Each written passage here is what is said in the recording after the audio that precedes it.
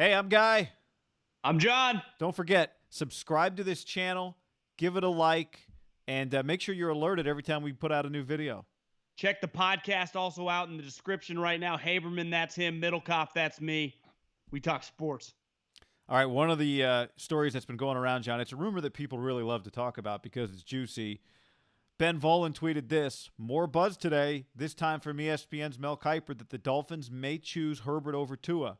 I'm telling you, the opportunity for the Patriots to get Tua and not have to give up the farm is there. Well, John, firstly, I know they're not going to give up the farm because they don't have the farm. They have the 23rd pick. They don't have a second rounder. They got 3/3 at the back end of that round. Unless they're trading players, they don't have a farm to give. When has Belichick ever mortgaged the future on anything? Now, I get it, for 20 years as his reign as the dictator in New England, they've had Brady and they've always been good, and it didn't make any sense. But historically, once upon a time, one of his most famous blunders was not even a pick that he made. Thomas Dimitroff, when he became the general manager of the Atlanta Falcons, a couple years into it, they had Matty Ice, and he wanted a game-changing player. The guy goes by the name of Julio Jones. And at the time, he used Belichick to bounce ideas off of and what he thought. And Belichick famously told him, do not do the deal. And remember, he had to come from 26 to 6. So kind of similar, 23 to what, 5 or 6? It's a long way to go. And Belichick said, do not, that you're insane.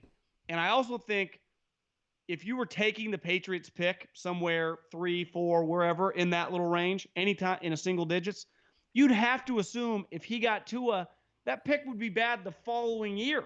So if he gave you multiple ones, you're getting a shitty one this year, and more than likely you're getting a one next year when he's at least a wild card. So I don't know if he's as intriguing as some teams might be that are a little later on in the draft, or just a team that you think might be a one-off playoff team or a team trending in the wrong direction. I don't care how the Patriots might seem in flux. It's hard to think with him coaching the team, they're ever going to suck. See, the other thing, so Charlie Weiss back in January said this: I don't think it'll be Stidham to replace Brady, but I also wouldn't put it past Bill to run all the way to the top of the draft and go get one of the big boys. I wouldn't put it past him. Just when you rule out that he'll do something like that, that's when he'll do it. All of a sudden, Tua is your quarterback. Okay, but that was January, before Tua to the Patriots was a thing everybody was talking about. Now Tua to the Patriots is a thing everybody's talking about, which makes me think it's not a thing that Bill is talking about. Well, Belichick does not buy stocks at peak price. I can't see him drafting a guy that's injured who doesn't move around that well. It doesn't mean Tua's not at peak price right now. Well, but I'm saying you're not going up to get him at 3 or 4. Right. If he's at 12, 13, 14, somewhere in a sweet spot, with the 49ers go from 23, 13 to 23. But the problem, you said, he doesn't have a second round pick to dangle to move back. So you're not moving a long way back. He's in a weird spot. And is he the type guy that would go 23 to 10 and next year's 1? I have a hard time seeing that. The only time Belichick hasn't had a 1 is when the commissioner takes it away. He doesn't give away future 1s in trades.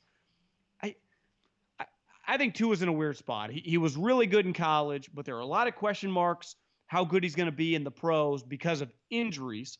And also, for being a smaller player, he's not a great athlete. He is a pocket quarterback, but he's 6'1", so he's kind of like a Drew Brees, Baker Mayfield type player.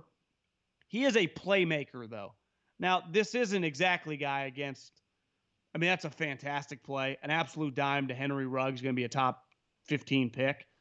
But this is Vanderbilt, who's probably the worst team in the conference, or one of them. We can find some sweet plays against some other teams, though. Now, again, I think in fairness, this does show some pocket instincts. He's not looking to run, guy, because he can't run. And I'm not even talking about down the field. I'm just talking about outside the tackle box. He's a pocket quarterback. Like when I say Justin Herbert and I say Joe Burrow, I kind of see hybrids. I don't see a hybrid with Tua. I see, if he's best case scenario, Drew Brees. Small Jameis? Much more accurate, though. Yeah. More accurate.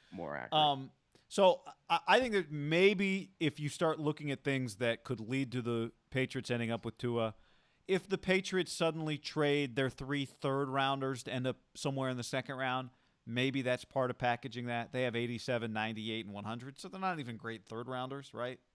Because it's theirs and then the back end.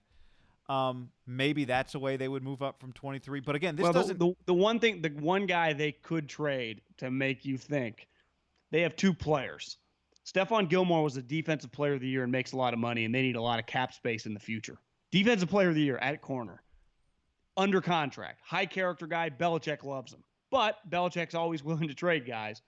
And Thuney, the guard, who's franchised. So they got one elite. They got an elite corner, and they got a legit Pro Bowl guard that at any moment they could throw that in, and that operates like a good pick. Well, the guy that tweeted the tweet we started with, Ben Volen, this was his most recent tweet, but earlier, maybe end of last week or a few days ago, he tweeted that tweet that they could trade the offensive lineman plus a couple of picks to Detroit.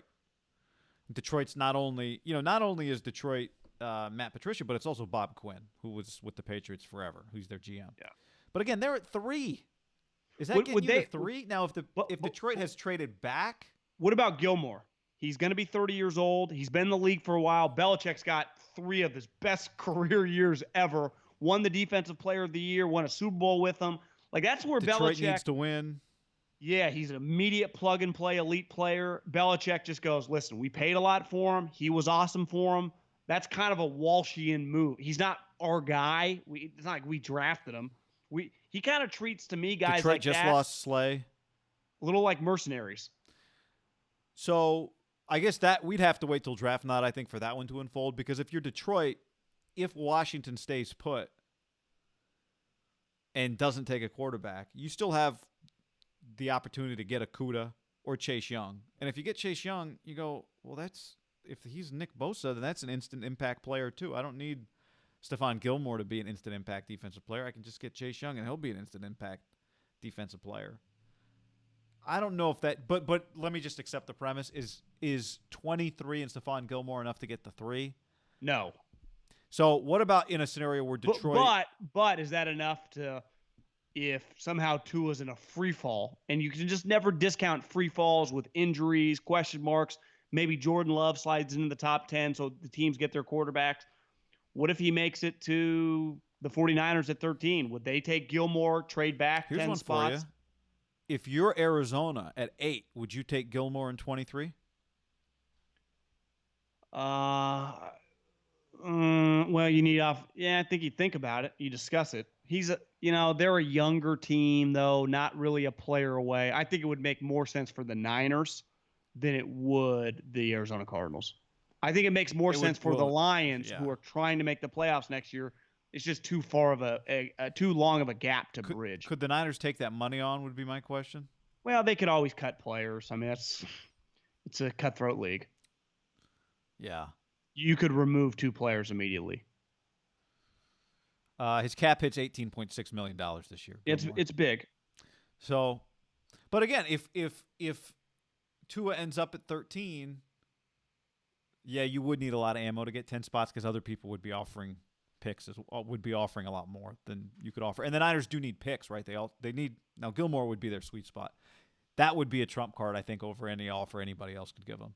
So all of a sudden you got Gilmore, Richard Sherman. You still got 2 first-round picks, right? You still got 23 and 31. Yeah. So you got... And you could turn 31 into a second. Boom.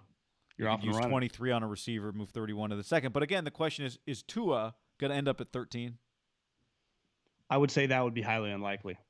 I think this is too much out of the Patriots' control. But my point is, given his injury and the question marks, I think there is a lot more on the table than just assuming he's a locked top 5 pick. Yeah. Right? Yeah. But the other element here is that it's not just like Miami that would have to choose Herbert. Miami would go, okay, we're going to choose Herbert over Tua. But then the Chargers have to go, okay, then we don't want Tua, or we'll take Jordan Love over Tua. Or we just don't draft a quarterback at 6. They take a position player. They draft Tyrod. a guy in the 2nd or 3rd round. So then John Gruden has to pass on Tua at 12.